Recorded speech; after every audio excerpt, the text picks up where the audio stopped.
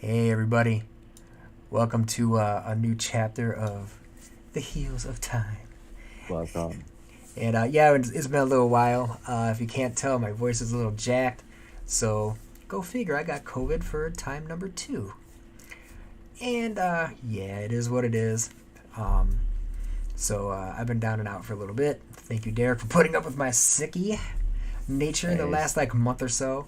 I'm glad that finally you're feeling it. feeling a little better. Thank you. I am finally feeling a little better. So thank you for our audience. We're trying a different time because Derek's little dude is reverting back to I don't want to go to bed. So we're gonna try a different time to see if this works out a little bit better for Derek.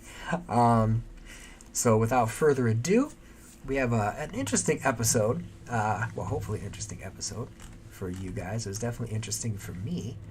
And we're gonna hit up the Little Red Riding Hood and That's how it right. can relate to the not the heels, but the Wheel of Time. Sorry, So, guys, if I misspeak. I'm feeling really well, but my brain is still not quite up to snuff. So if I misspeak, Derek will correct me.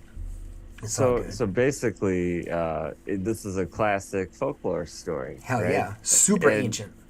super ancient, but it resonates in Americana folklore. Absolutely, Um, and German so, and French. well, for sure. So where it originates, right?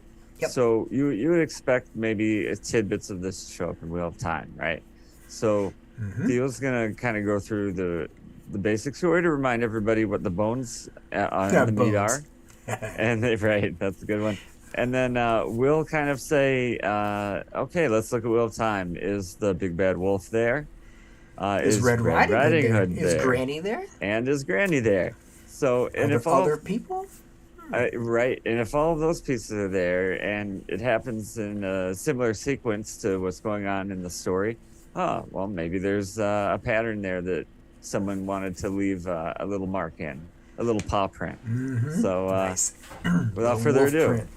All right, right? guys. So a lot of people are familiar with maybe even the Looney Tunes Little Red Riding Hood story. It's very Mm-hmm. like do skipping along, and you have this girl. She's gotta take the foodstuffs, essentially a cornucopia of food to Granny.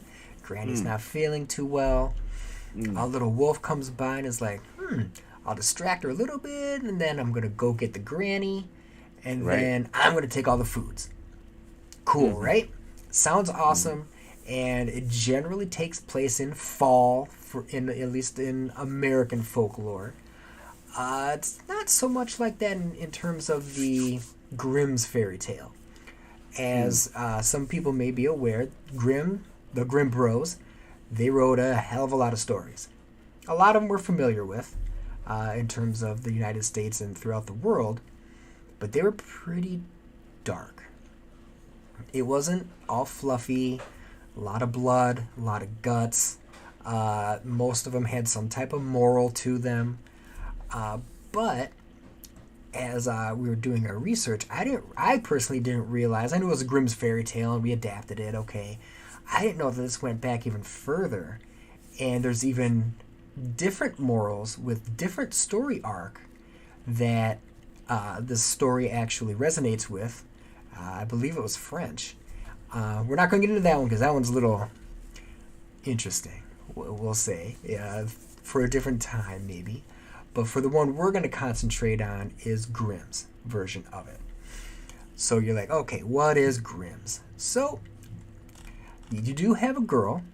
In this case, it is just a young girl mm-hmm. with, and it wasn't actually called Little Red Riding Hood. It was called Little Red Cap. Mm, Probably because she just, back in the day, a hood, they meant different significance. But again, this is also Germanic in nature, so who knows? It was published in 1812, so I wouldn't say old, but it's a couple hundred years old at this point. So it's most recognized. It's the one where the girl does meet the wolf in the forest, and again, she's an innocent girl, and by mm, innocent in this juncture means naive, not wise, not okay. streetwise. She may be smart, but she's not smart in the ways of the world because she's a youngin. Right. Right. Now No, that makes she's sense. old enough to go by herself to the granny's house. It's like over the rally and to the streets. She knows the way to grandma's house, right? But she meets this wolf, and the wolf is like, "Yo, damn, Granny's gonna be old and bony.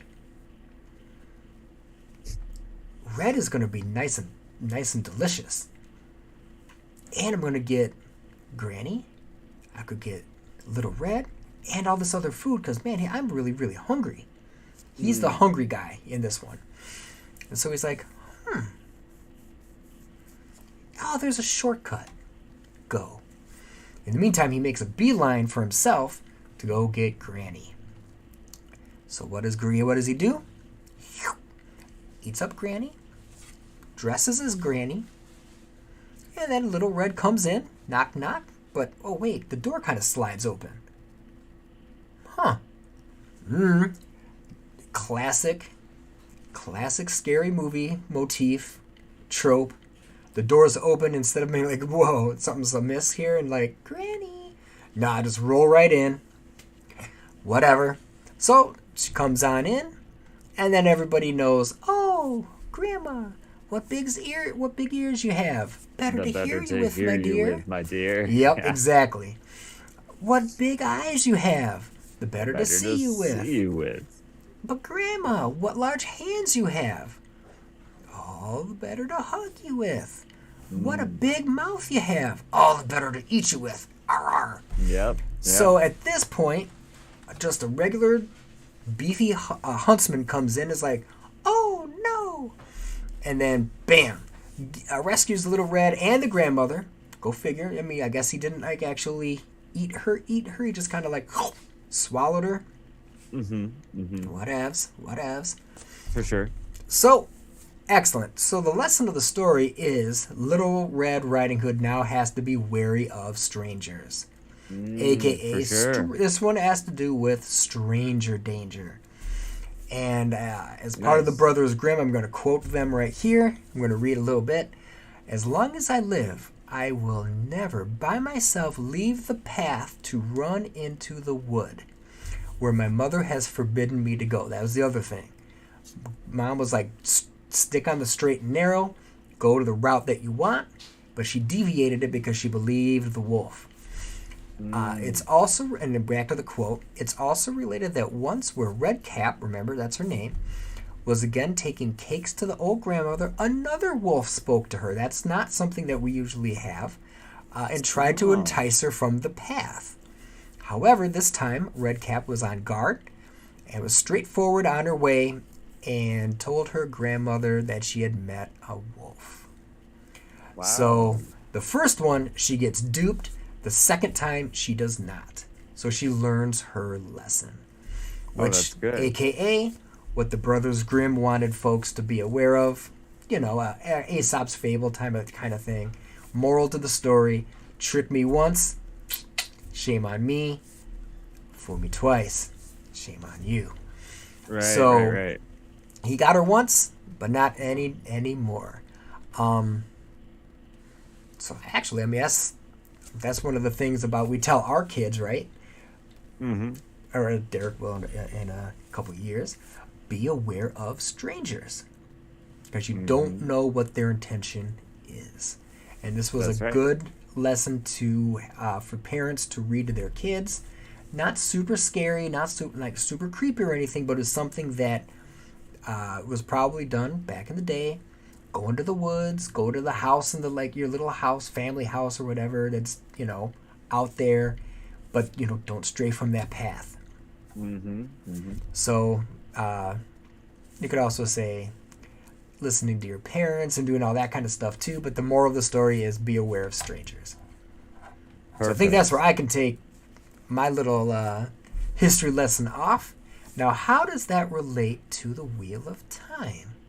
Well, I see some similarities here, but I'll let my esteemed colleague describe them more eloquently than I. Well, I appreciate it. I appreciate your intro. So let's get to it. Red Riding Hood. Where could that be squeezed in here? Well, it's interesting to note right off the bat: red cap, red hair, red head. Rand, he has reddish hair, so Rand must be our Red Riding Hood. Mm-hmm. So does Rand have a path to go on in his journey? Yeah, Mm-hmm. it's the Carathon cycle. It's his prophecy. So don't deviate, Rand. Don't deviate, little Red Riding Hood. Stay on this path. The woods are scary. Don't talk to strangers. Well, in Wheel of Time, don't talk to the Forsaken. Uh, they might lead you off your path, right? In particular, we have a couple wolves in this story too. Probably Balsamon, Ishmael, Moradin. He's probably big bad wolf, but Lanfear, I think, is also a big Mm-hmm. bad wolf. She represents more the allure, right? Like oh, it's safe to talk to this wolf, right? She's helping me, right? And ironically, Oh, Derek, I'm going to break in. mm-hmm. Remember when Yeah. I said the older version of Little Red Mm-hmm. Riding Hood, the other, more dark Mm-hmm. version, was Yeah. actually a couple hundred years before Grimm, Oh, was by is that Charles right? Perrault. I think I'm saying his name Mm-hmm. correctly. It was published in 1697, but instead of being the naive Red Riding Hood, it was the innocent, meant as in virginal innocent You know, Red Riding Hood. And the wolf okay. was a Yeah. stranger, but Mm-hmm. this was the predator side of the male versus female. Well, okay. I'm glad you mentioned that because this could be like a juxtaposition of that. Right. Whereas we have Lanfear kind of being a sexual predator of Rand in a way, Mm-hmm. and he fights off those advances because of his naivety, right? His uprightness as a kind of a Country folk. woods kind of a country person or woods person, right? So, yeah, that is true. So, what is Rand trying to take, and where is Grandma's house? Well, we know that from the prophecy, Rand has to go to Shia Gul. What does he have to take there? He has to take Kalendor there. So he's going there to save the world. So maybe that's Grandma. Maybe Grandma is like a Gaia, like a Mother Earth situation. So Rand goes about this, and he goes to Shia Gul, the better that to hear you and see you with, right? Mm-hmm. And then Shia Gul is like a maw, like a cave or a mouth. So Rand enters the mouth. He's swallowed up. Mm-hmm. So here's the last piece of this that brings it in. So you mentioned that a woodsman comes in and slays the wolf, right? Yep. Correct. Bringing Red Riding Hood and Grandma back. Yep. Well, in this case, we have the trap is set. The trap is sprung. That's from the book, the Wheel of Time book. Wow, that sounds kind of like a tricky situation with a trap and a wolf. And who is it though? Lanfear, who's our stand-in for one of the wolves at least. She hires Slayer to assassinate Rand. He's supposed to swoop in at the last minute and take Rand out. What happens is our woodsman comes in, Perrin. He comes in and kills Slayer. Booyah. Well, that's funny because Perrin is a wolf, right? Mm-hmm. So But so is instead Slayer. but so is Slayer in a way, right? Yep. He's kind of like the anti-wolf. Right. So here we go with Slayer being a woodsman, but a wolf, getting slayed by a woodsman that's A a wolf. wolf. So it's Which a flips all the weird- stuff all the way around except for all Rand. the way around. It's a weird tangle. Now, then what is saved? Well, what is Grandma in this story? It must be Earth because Rand delivers Kalendor in the nick of time. They appear to be swallowed by their fate. It seems to be too late. The woodsman comes and pulls them out of this disaster, and we see that they were indeed in time. And then Red Riding Hood and Grandma are happy and reunited, and the care package, the cornucopia, is there. So we assume that Grandma got better, and at the end, everyone's happy. So it's funny to see this little story here. Mm-hmm. And what else I just wanted to add about the Red Riding Hood story is over time, and you mentioned this goes back to the 1600s, and it's about, the moral of being a virtuous person as far as what they would think about as sexual morality. Hmm. And then it eventually maybe becomes, don't talk to strangers, go straight to school, come home kind of thing. Um, and then over time, people have even added other things on it. They go, well, Red Riding Hood, she represents the winter sun when the sun sets lower in the sky, so it's red. And eventually it gets so low in the sky that even at its peak at noon, it never gets above the trees in the forest, so it gets lost in the woods In the dark. and Yep. dark. And in this case, they would say Grandma is Mother Earth. Well, I want to put a nail in the head for any disbelievers out there about Grandma being in the Wheel of Time story. Because you go, well, that's fine and dandy, Derek, because you said that that was added on and not part of the original Red Riding Hood story. True. Well, there is a character that Brandon Sanderson added to the series, and it's drawn from Robert Jordan's notes. This character is Nakomi. Guess what? Thanks to a little Native American literature class I had in my undergrad, I happen to know that Nokomis is Ojibwe for grandma.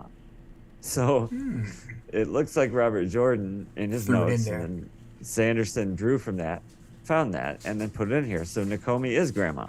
So, and she is tied to the earth in some kind of way. That's the mysterious part that we're supposed to draw on herself. But her name is there, Grandma. So Rand delivers his package to Grandma. They get swallowed by the big bad wolf, aka Shia Goal, and they get saved by the woodsman, in this case, Perrin. So the end. It's there. How do you like it? I thought it was brilliant, personally. Cool. And so I think that it makes sense with Robert Jordan, his style, where he took either a little bit of liberty with some stories that were recognized and then changed some stuff, of course. But I will almost guarantee you that this is not the only fable slash nursery rhyme, if you want to consider this a nursery rhyme, that's in the Wheel of Right. Time. Mm, There's I bet going to you're be right. other ones. I would be very surprised if there's not. I'm not going to give you a list, but I will go out on a limb and say this isn't the only one, which again makes sense.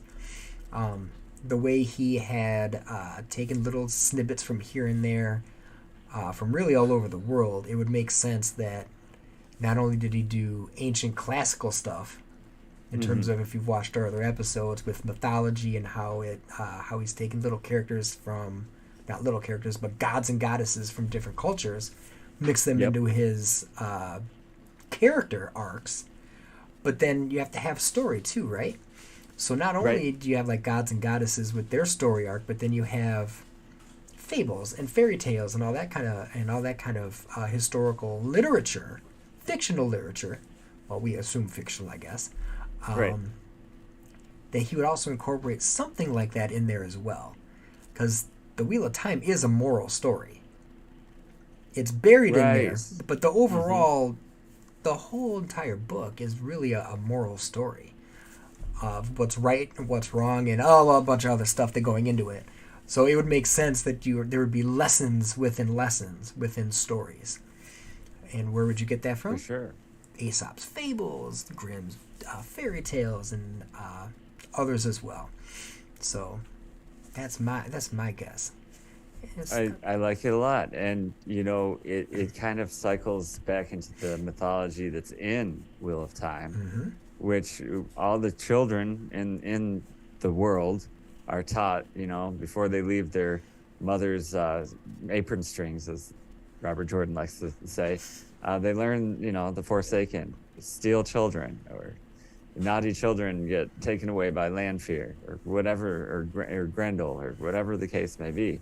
So the Forsaken are the stand-ins for a lot of these these- evil entities, exactly our so the our big- nightmare scenario type stuff. exactly like the big bad wolf, and Yep. probably like the witch from Hansel and Gretel is in there, I imagine. So these, and they have to be there, at least reference, right? Because the idea, the backbone is these stories are repeating in time, in deep time, in big time, and a long, long time. And it's supposed to be a cool thing where when you hear some main points of the story, you go, yeah, that's the same story. But when you zoom in and get on the ground floor level, you go, oh, the names are all different. Mm-hmm. The places are all different. Maybe this isn't the same story. And that's kind of what he left us with. I think it's like a tapestry of mythology and folklore is how I see it. That's how I enjoy it. And I appreciate how you set it up. And I hope that maybe the next time our folks read some Wheel of Time, they can think about Little Red Riding Hood and Agreed. how Little Red was on a mission to save Grandma. I concur, Derek. I can concur. So I think, thanks to my illness, this is going to be a little shorter episode than our usual 45 minutes to an hour, because it's about all I can take. But I enjoyed it. I'm glad that we're back on back on streaming again, and after a little bit of break. Hopefully, you guys enjoyed listening to our voices again, and hope you learned a little something. It's the whole point of this whole episodic thing that we're doing. So hopefully, like and subscribe to us, view our things. We have a whole bunch of other episodes that we've done in the past. But until next time, we are the Heels of Time. Anything to wrap it up, Derek?